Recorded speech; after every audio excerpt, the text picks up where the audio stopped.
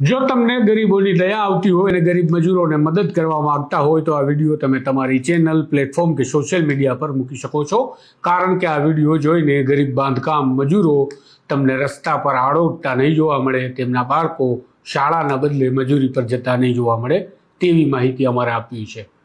આ વિડીયોનો તમે ઉપયોગ કરો છો, તમને કોઈ કોપી સ્ટ્રાઇક પણ નહીં આપવામાં આવે તેની પણ સ્પષ્ટતા કરી દઉં। માટે જો ગરીબ બાંધકામ મજૂરો માટે તમારામાં જરા પણ દયા જેવું કંઈ હોય તો તમે આ વિડીયોને એટલો ફેલાવો કે તેઓ જાગૃત થઈ જાય કે તેઓ કેવી રીતે લાખો રૂપિયાની સહાય મેળવી શકે છે, જેને સરકાર ટલ્લે ચડાવી રહી છે।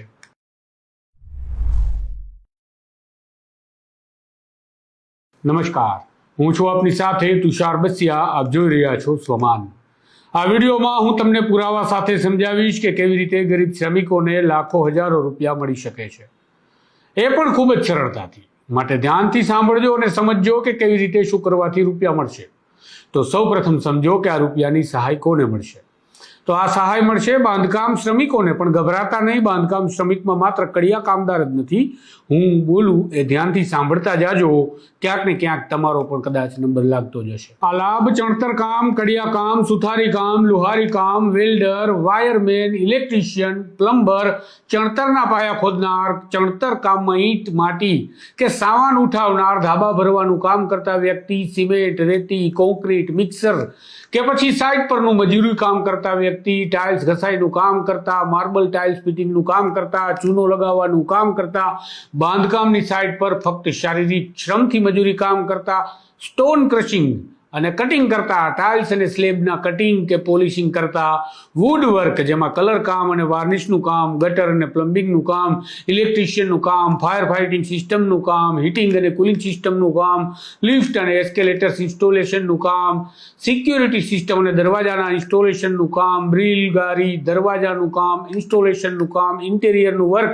કે પછી સુથારી કામ, fall ceiling lighting, plaster of Paris, water હાર્વેસ્ટિંગનું બાંધકામ, ગ્લાસ પેનલનું ઇન્સ્ટોલેશનનું કામ, ઈંટ બનાવવાનું કામ, નળિયા બનાવવાનું કામ કે જે કારખાના ધારામાં સામેલ ન હોય, ઇન્સ્ટોલેશન ઓફ એનર્જી સિસ્ટમ જેવા કે સોલાર પેનલ, સોલાર ગીઝર, રસોડામાં મોડ્યુલર કિચન બેસાડવાનું કામ કે બનાવવાનું કામ, સ્વિમિંગ પુલ, ગોલ્ફ કોર્સ કે જેવા રિક્રિએશનની સગવડ બનાવવાનું કામ કરતા શ્રમિકો, પ્રી ફેબ્રિકેશન કોન્ક્રીટનું મોડ્યુલ બનાવવાનું કે પછી બેસાડવાનું કામ કરતા શ્રમિક, કન્સ્ટ્રક્શન અને ઇરેક્શન જેવા કે સાઇનેજ બોર્ડ કે પછી ફર્નિચર, બસ ડેપો, સિગ્નલિંગ સિસ્ટમનું કામ, રોટરીનું કામ, કન્સ્ટ્રક્શન અને ફાઉન્ડેશનનું કામ જે ઇન્સ્ટોલેશન કરે છે કે પછી જાહેર બગીચાઓ અને જોગિંગ ટ્રેક બનાવવાનું કામ કરે છે કે પછી મનરેગામાં કામ કરે છે અને અન્ય રાજ્ય સરકાર દ્વારા સૂચિત કરેલા કામો માટે શ્રમદાન કરે છે કે શ્રમ કરે છે, એ તમામ લોકો આમાં સામેલ થાય। હવે તમે સમજી ગયા કયા કયા કામ કરતા શ્રમિકોને આ લાભ મળશે। હવે આ લાભ આપે કોણ છે? તો આ લાભ આપે ગુજરાત મકાન અને અન્ય બાંધકામ શ્રમયોગી કલ્યાણ બોર્ડ વિવિધ યોજનાઓ થકી, જેનું મુખ્યાલય અમદાવાદમાં છે, પણ તમારા જિલ્લામાં પણ આ બોર્ડની કચેરી હોય છે જે તમને આ લાભ આપે। હવે વાત કરીએ કે આર્થિક સહાય અને સુવિધા કેવી રીતે અને કેવી મળે। સૌથી પહેલો લાભ મળશે કે બાંધકામ સાઇટ પર શ્રમિકનું મોત થાય છે તો ₹5 લાખની સહાય, એ પછી નોંધાયેલા હોય કે ન નોંધાયેલા। વળી એ શ્રમિકની અંતિમ વિધિ માટે ₹10,000 પણ મળશે। જો શ્રમિક ઇલેક્ટ્રિક બાઇક ખરીદે છે તો આરટીઓ અને રોડ ટેક્સની સહાય મળશે અને સાથે 30,000 અથવા વાહનની કિંમતના 50% જે ઓછા હોય તેની સહાય મળશે। ટૂંકમાં માનો કે 1 લાખનું ટુ વ્હીલર ખરીદો છો તો 30,000 મળશે। જો ઇલેક્ટ્રિક 3 પૈડાવાળું વાહન ખરીદો છો તો પણ 50% કે ₹4,80,000 રૂપિયાની સહાય મળશે। શ્રમિક મકાન ખરીદે છે અને 15 લાખથી વધારેની લોન નથી લીધી તો 5 વર્ષ સુધી 30,000 એટલે કે 2.5 લાખ રૂપિયા મળશે। જો હાઉસિંગ બોર્ડ કે EWS, LIG, MIG પ્રકારની કોઈ સ્કીમમાં મકાન મળે છે તો 1,60,000 રૂપિયાની સહાય શ્રમિકને મળશે। હજુ ઘણા પણ લાભ છે, સાંભળજો ધ્યાનથી, અને ઘણા રૂપિયાની વાત છે।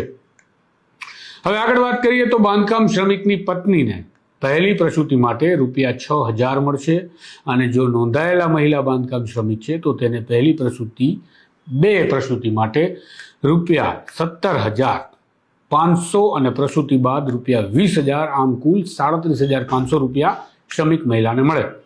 એનાથી જો આગળ વધીએ તો શ્રમિક મહિલાની પહેલી 2 પ્રસૂતિ પૈકી એક દીકરીને ₹25,000ના બોન્ડ મળે। સાથે જ શ્રમિકોના બાળકોના અભ્યાસ માટે પણ ધોરણ 1 થી 12 સુધી ₹1,800 થી ₹10,000 શિક્ષણ સહાય મળે। બેચલર ડિગ્રી માટે ₹10,000 સુધીની સહાય મળે, માસ્ટર ડિગ્રી માટે 15,000 સુધી, પ્રોફેશનલ અને માસ્ટર ડિગ્રી માટે ₹25,000, મેડિકલના અભ્યાસ માટે ₹2 લાખ સુધીની સહાય, ટેકનિકલ કોર્સ માટે ₹50,000 જેટલી સહાય મળે. એથી પણ આગળ પીએચડીના અભ્યાસક્રમ માટે બાંધકામ શ્રમયોગીના બાળકને પીએચડી માટે કુલ 2 લાખ જેટલી સહાય મળે. જો આદિવાસી જિલ્લામાંથી સ્થળાંતરિત કરતા શ્રમયોગી છે તો તેના બાળકોને વતનમાં જ શિક્ષણ મળી રહે એ માટે જે તે શાળામાં જ જરૂરી વ્યવસ્થા કરી બાળકોના અભ્યાસ થાય એ માટે હોસ્ટેલની સુવિધાનો લાભ મળે. આરોગ્યની વાત કરું તો 17 પ્રકારના ટેસ્ટ, જેમાં pathology, urine test, blood count test, lipid test, diabetes અને એક્સરે જેવા રિપોર્ટના લાભ મળે. પ્રધાનમંત્રી જીવન જ્યોતિ બીમા યોજનાના ₹2 લાખના જીવન વીમાના કવચ માટે પ્રીમિયમ રિએમ્બર્સમેન્ટ મળે. આ સિવાય ઘણી યોજના છે જેના લાભ મળે અને બાંધકામ શ્રમિકો, જે અગાઉ મેં કહ્યા એ 39 કરતાં પણ વધારે પ્રકારના શ્રમિકોના જીવનમાં ખૂબ મોટો અને સારો વિકાસ થઈ શકે. જો તમને સવાલ છે કે આ લાભ કોને મળે, તો મૃત્યુના કિસ્સા સિવાય લગભગ દરેક સહાય નોંધણી કરવાથી મળે છે. પણ નોંધણી ક્યાં કરવી તે વાતથી મૂંઝાવવાનું નથી, હું એ પણ સમજાવું છું.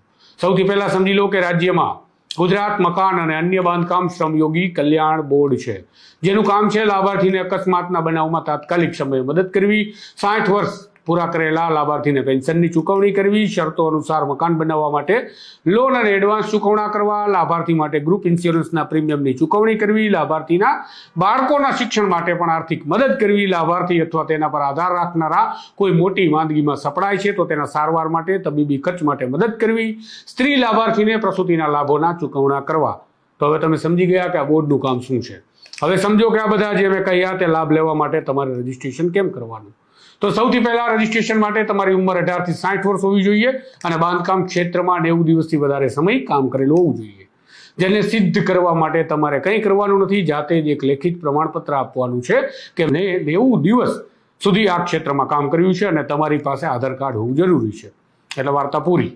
સીધા જ તમે આ બારકોડ સ્કેન કરી લો જે સ્ક્રીન પર દેખાય છે, અથવા તો નીચે આપેલી વેબસાઇટ પર જાઓ કે પછી ઈ-નિર્માણ નામની મોબાઈલ એપ્લિકેશન પર જાઓ અને જાતે નોંધણી કરી લો. જો આ નથી આવડતું તો પણ ચિંતા ન કરો, રાજ્યના કોઈ પણ કોમન સર્વિસ સેન્ટર એટલે કે CSC પર જાઓ કે પછી ઈ-ગ્રામ કેન્દ્ર પર પહોંચો. એ પણ નથી મળતું તો ધન્વંતરી આરોગ્ય રથ જ્યાં દેખાય ત્યાંને પકડો અને એની પાસેથી માહિતી મેળવીને રજીસ્ટ્રેશન કરાવો, અથવા ઈ શ્રમ સેવા કેન્દ્ર પર જતા રહો અને કરાવી નાખો તમારું રજીસ્ટ્રેશન જો તમે બાંધકામ શ્રમિક શ્રેણીમાં આવો છો. હવે તમને કહું કે આ વિડીયો કેમ અને શા માટે બનાવ્યો. તો એટલા માટે બનાવ્યો કે સરકાર પાસે બોર્ડ છે, સરકાર પાસે હજારો કરોડ રૂપિયા છે, શેષ ઉઘરાવે છે, પણ શ્રમિકોના માહિતીના અભાવે તેઓ લાભ નથી લેતા કે પછી લાભ મળવા દેવામાં આવતો નથી.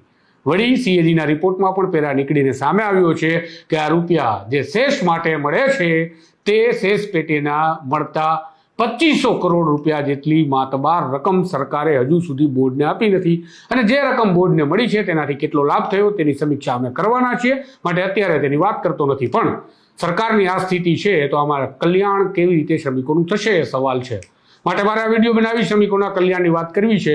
જો તમને પણ દયાનો છાંટો હોય તો તમે ઈચ્છતા હોય કે ગરીબ શ્રમિકોના આ માતબાર રૂપિયા મળે તો તમે આ વિડીયોને ડાઉનલોડ કરી ચલાવો, ફેરવો, વિડીયો ફોરવર્ડ કરો, શેર કરો, મજા આવે કરો કે પછી આજુબાજુના કે જાણીતામાં તમારે આ કોઈ શ્રમિક છે તો તેને સમજાવી અને તેની મદદ કરો કે આ રજીસ્ટ્રેશન કર ભઈલા, તને રૂપિયા લાખો મળે છે પણ તને ખબર નથી. યાર મફતમાં આશીર્વાદ મળે છે તેવા કામ કરવાનું કહું છું તો રાહ શેની જુઓ છો, કરી દો સેવા ચાલુ. આ પ્રકારના તમારા સોમાનની વાત માટે જોડાયેલા રહેજો. સોમાન સાથે નમસ્કાર.